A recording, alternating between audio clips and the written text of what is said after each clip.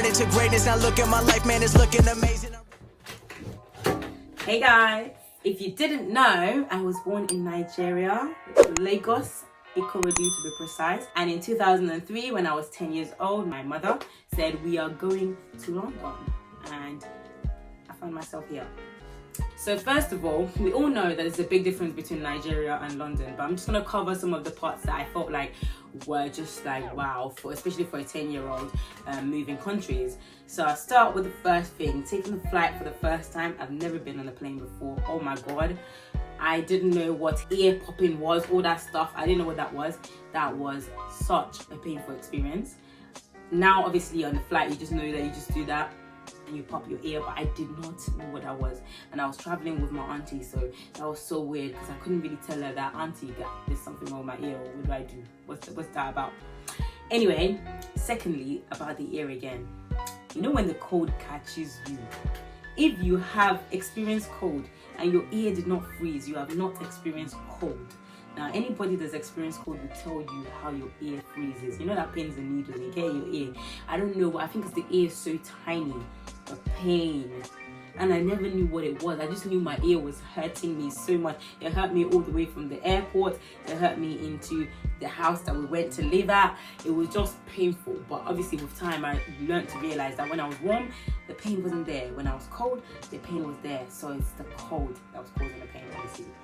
Cold, but I didn't know that at the time I was 10 years old in a different country. Now, going to school. Academically in Nigeria, if you're smart, you can go up academically. If you're not, you will have to repeat. I think it's like the American system. So in that case, if you're smart, you can be in a year above you or 2 years above you. You can be with people that are way older than you in class. And if you're dumb, you could be with little children, honestly. But in my case, I didn't do primary 6, which is year 6, because I was smart. So you know, I went straight from year 5 straight to GSS 1, which is year 7. Now, having done that, when I came to this country, I was now in GSS 2 actually. I started GSS 2. I did first year at Styl Secondary School in Lagos, Ikorodu, you know. So I did GSS 2. I did a bit of it anyway. And then my mom said, okay, pack your bag, we are going. So I found myself in the UK and I had to basically retake year 7 and like basically start again. And yes, so that was obviously something different, but I didn't really mind because I was now with my age mates in school anyway, so that was fine. But then going forward in class, the teacher asked a question, for example. In Nigeria, when they ask you a question in class, you have to stand up. It's a sign of respect, and if you don't, it's rude. So you stand up and you answer your question and you sit back down. Or the teacher tells you to stand up because you get it wrong and they're going to beat you. When the teacher comes into the class as well, you have to greet them and you go, good morning, sir. We are happy to see you. May God bless you. And then you can sit down. That's how you greet the teacher when they come in. Whereas here, you greet the teacher comes in, everyone continues as is normal. You just say, hi miss, like that's it. Whereas in Nigeria, it's like a proper, the class prefect to call everybody's attention. And we were like, good morning, sir. When I did the same thing here, I stood up in class. Everybody was just looking at me like, what is that freshie doing now? The teacher was like, why are you standing up? I said, you've asked me a question, I want to answer it. He goes, oh, no, you can sit down.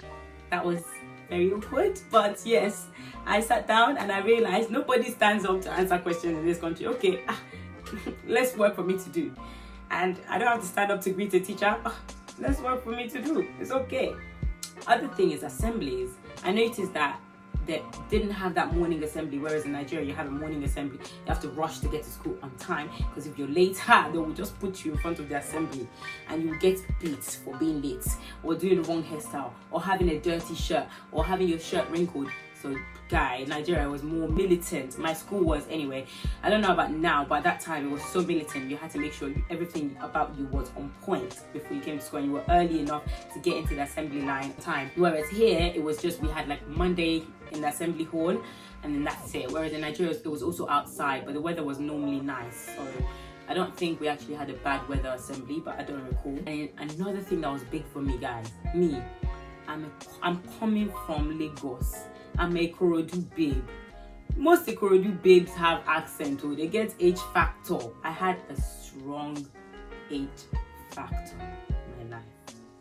I was 5, 6, 7, 8. That was me. Okay, so coming to this country, I remember one time it was hot in the PE department, and I said, oh my god, I'm so hot, I need some hair. I just realized that everybody was laughing. I could not understand why everyone was laughing. And you know where it is, yeah? When you're a freshie, you're a freshie.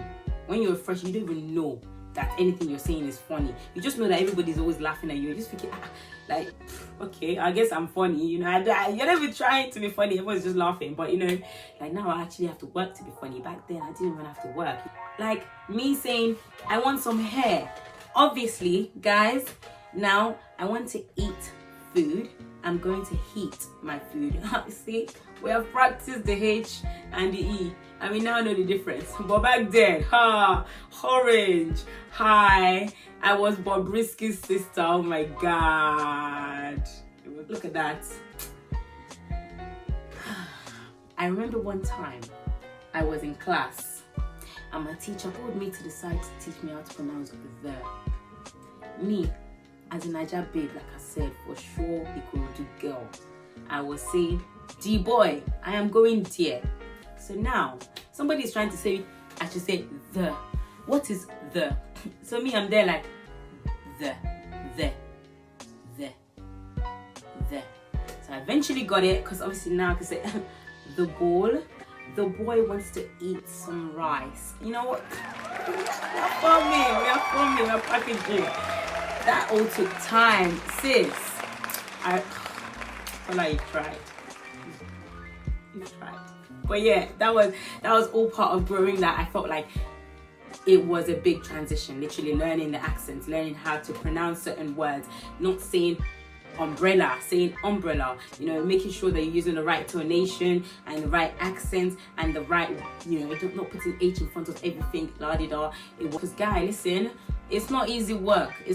Anyone that can learn a new language and speak it well, just know they're doing a lot of work. So give them credit for that. And if they're saying one word wrong, maybe just like let it slide. And if you feel like you can correct them. But it takes a lot, and it takes a lot of confidence away from you when you feel like you're not saying something right and everyone's laughing at you. It actually takes a lot from you.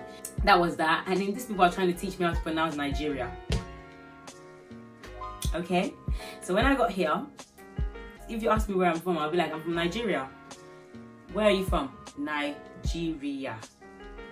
Why am I saying Nigeria now? It's because these people bullied me. Okay, I had to give in. Everyone where I go, they'll be like, where are you from? Nigeria. No, it's Nigeria. Wait, so you're telling me how to pronounce my own country? My own country. Nigeria. Listen, how are you telling me how to pronounce it? But you know what? I learned.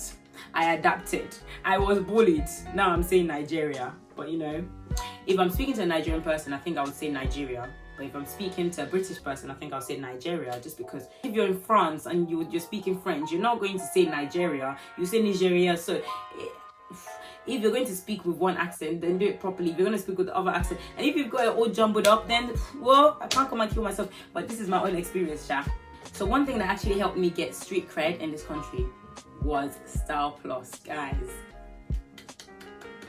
Styl Plus, you did it. You know when Styl Plus released that song Olufumi? Oh my god, everybody wanted to be my friend. Everybody wanted to ask me, what does Olufumi mean? Can you tell me what the lyrics mean? I was feeling myself. I was feeling like a boss babe. You need, like, in my school, there wasn't anyone claiming to be Nigerian. Everybody was Jamaican. Even the Nigerians, dear, I'm not going to mention your name, that you were claiming to be Jamo. It's okay. God is watching you. Are you still Jamo now, or are you doing Nigerian flexing because of Whiskey, because of Don Jazzy, because of the band? You're now claiming that you're now Nigerian. I beg. Stay your Jamo self and go and be listening to your Pasa Friday music, because that was some of my experiences when I came here from Nigeria. I feel like, yeah, that was a big deal. And I think another thing that was a big deal was in Nigeria. No, I think that's it basically.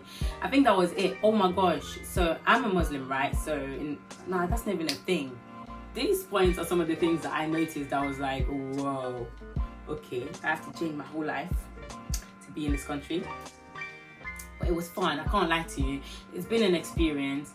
A lot of the journey would have been helped if I probably grew up in South London, but I grew up in East London with a school that was predominantly like Asian and some whites, but I didn't really have that much black people. Like maybe I would have had more friends if I grew up in South, but obviously I grew up in East, so it was very much more Asian populated. So, you know, maybe my story would have been different. Maybe people won't relate to this, but anyway, this is my own experience, when I left Nigeria to come to the UK. If you had other experiences that you felt like, wow, this was definitely different, comment below. And if you were one of the people that was still repping Nigeria even as a freshie, because me, I was a freshie to death. I was freshie and I was still carrying Nigeria flag around. I was that fresh. I didn't even know I was fresh. I just thought I was cool.